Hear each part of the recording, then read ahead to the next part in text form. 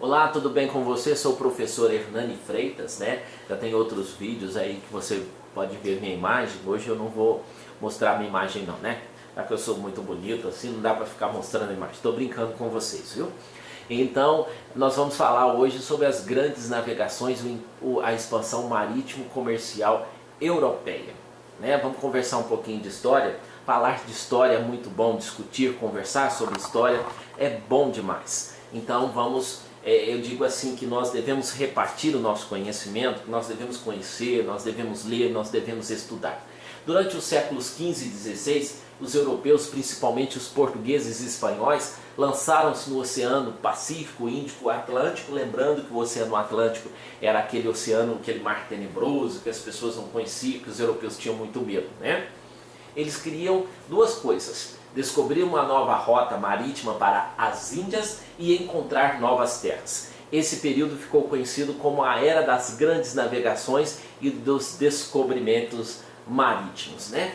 Daí, os portugueses, os europeus se lançam no século XIV, né? No século XIV e no século XV, eles se lançam pelo mundo para descobrir um novo mundo.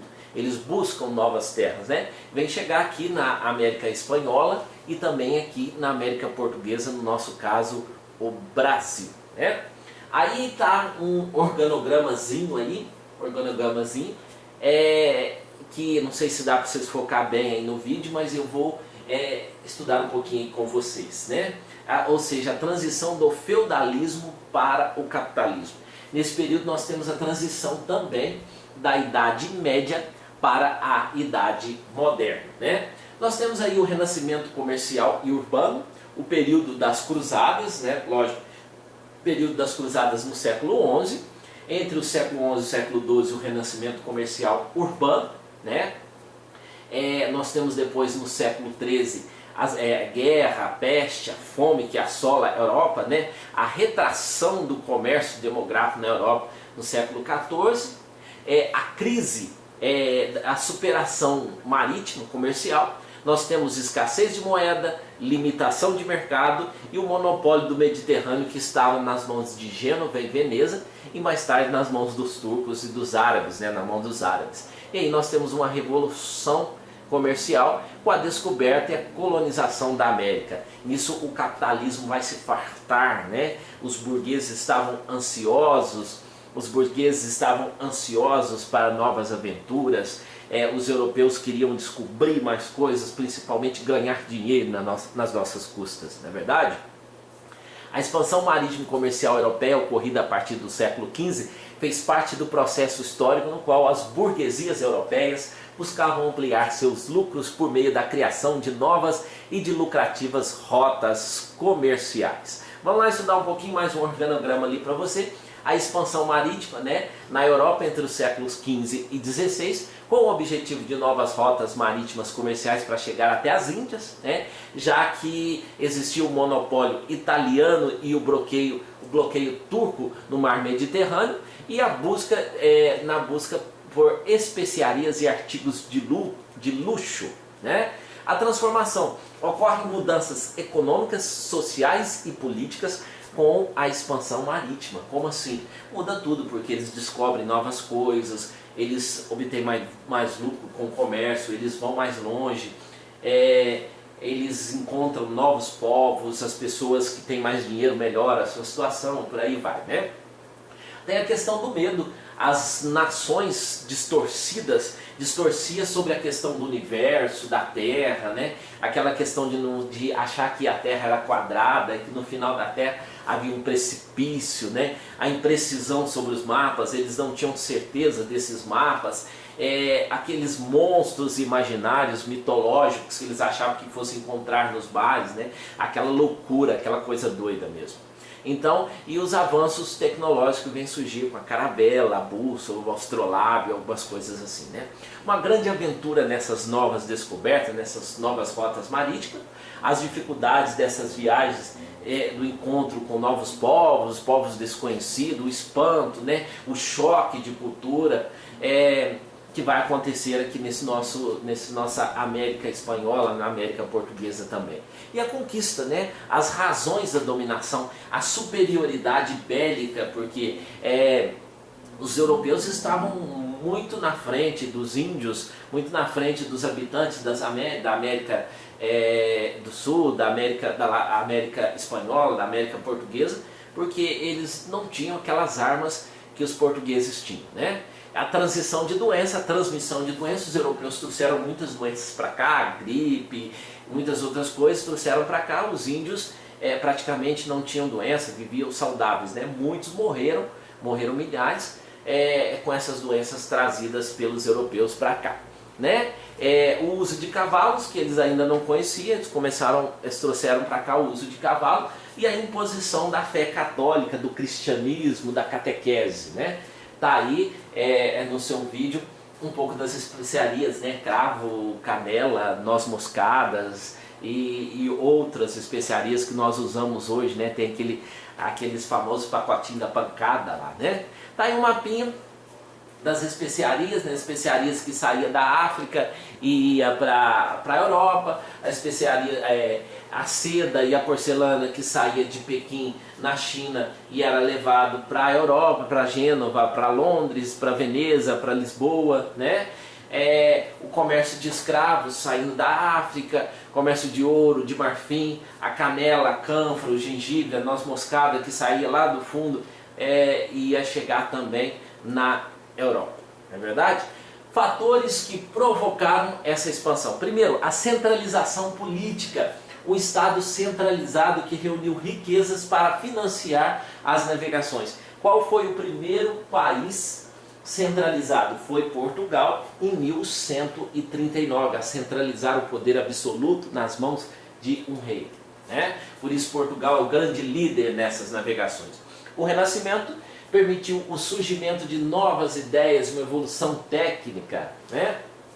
O objetivo da elite da Europa Ocidental era romper com o monopólio árabe e italiano sobre as mercadorias orientais. Eles queriam mais lucro, eles ansiavam por lucros, eles ansiavam por riqueza, né? A burguesia de Lisboa, burguesia lisboeta, eles queriam riquezas, mais riquezas e mais riquezas, né? A busca de novas terras, minas, ouro, prata, diamante, riqueza, com o objetivo de superar a crise do século XIV e o expandir da fé. Mais uma vez a Igreja Católica, né, o cristianismo, eles buscavam lá expandir a fé católica na América espanhola, na América portuguesa. Hoje é um dos continentes mais católicos do mundo, né? No entanto, foi escolhido o Papa Francisco, que é um latino-americano, o atual Papa da Igreja Católica da Argentina, né? O cardeal Bergoglio, que foi escolhido justamente porque a América Latina é um dos continentes mais católicos do mundo. As causas do pioneirismo português. Quais foram as causas do pioneirismo português? Primeiro, a formação das monarquias nacionais ibéricas. Ibérica seria Portugal, Espanha, né? Então os estados modernos precocemente começou antes dos outros e Portugal foi o primeiro estado constituído. A Revolução de Avis, né? A aliança entre a monarquia e a burguesia, né? O desejo, o comércio da burguesia e o dinheiro da monarquia, né?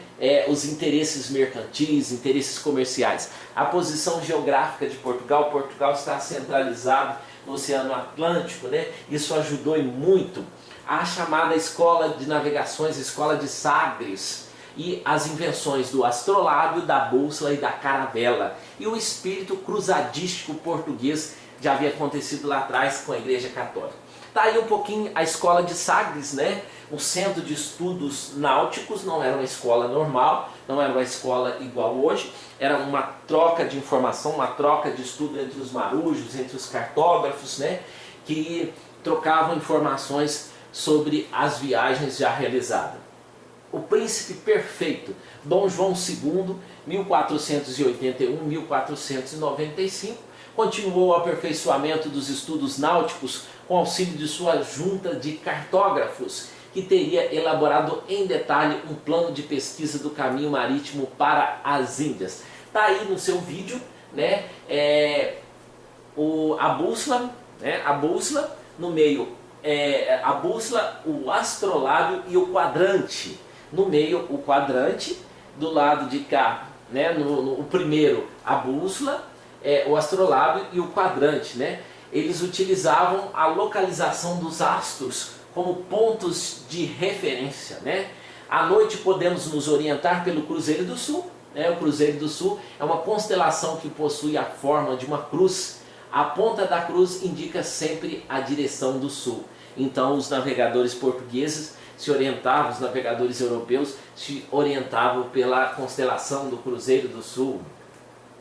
As embarcações, a grande novidade desse navio foi a utilização das velas triangulares em mar aberto, as quais permitiam que a caravela avançasse em zigue-zague mesmo com ventos contrários. As caravelas não possuíam os mesmos tamanhos, as pequenas levavam entre 20 e 25 e 30 homens, e as maiores chegavam a levar mais de 100 homens a bordo. Geralmente a tripulação era formada por marinheiros muito jovens ou capitães que podiam ser rapazes de 20 e poucos anos de idade, né?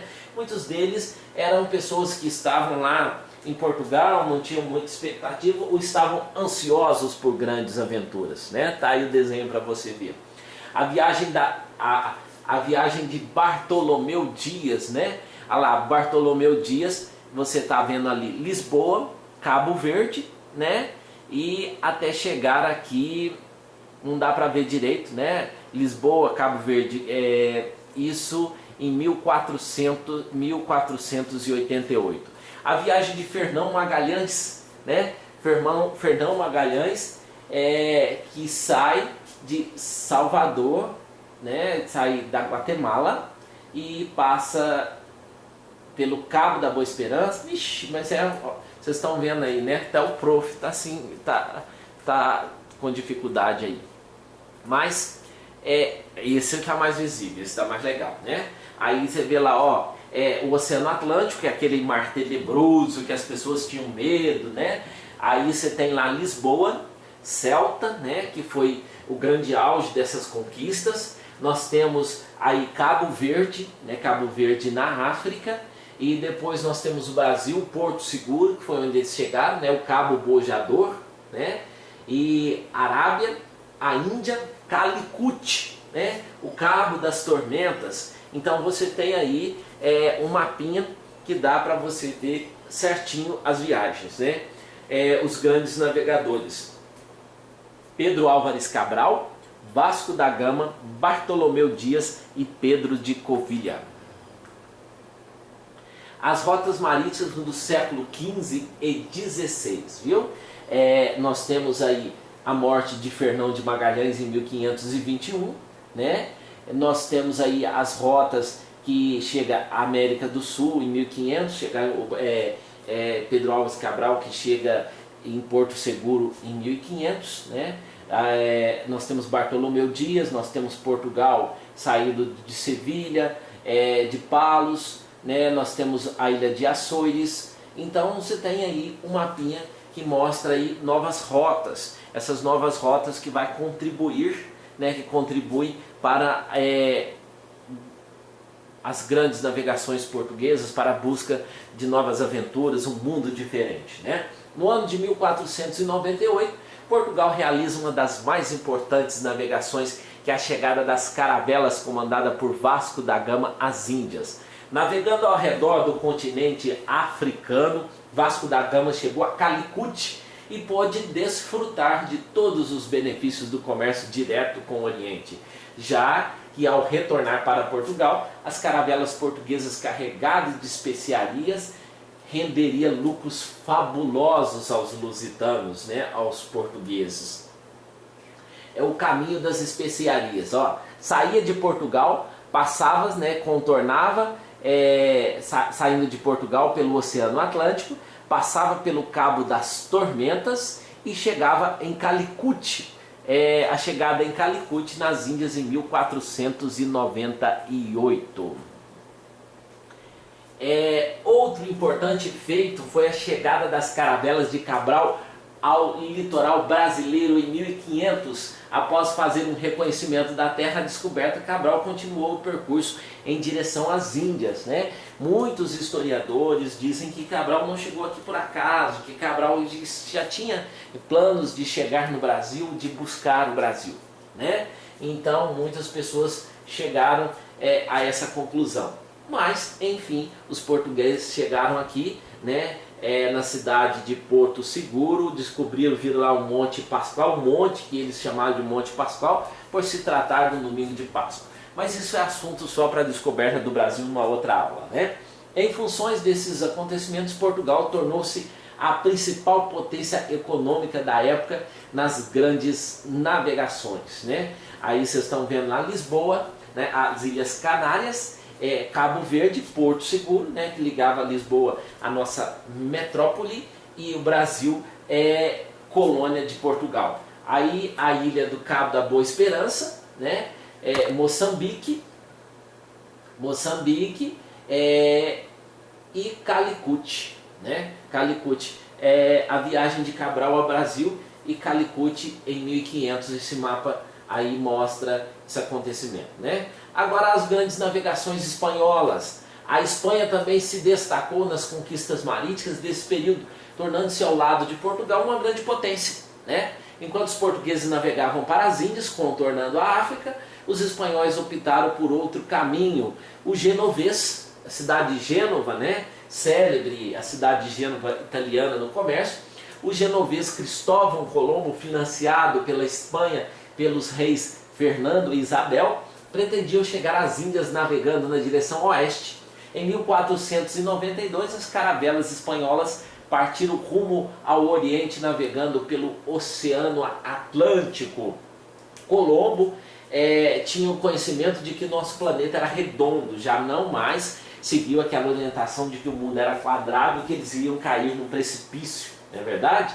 Chegou em 12 de outubro de 1492 na ilha da América Central, sem saber que tinha atingido um novo continente. Em 1492 ele chega nas Bahamas, né, sem saber que tinha atingido a América.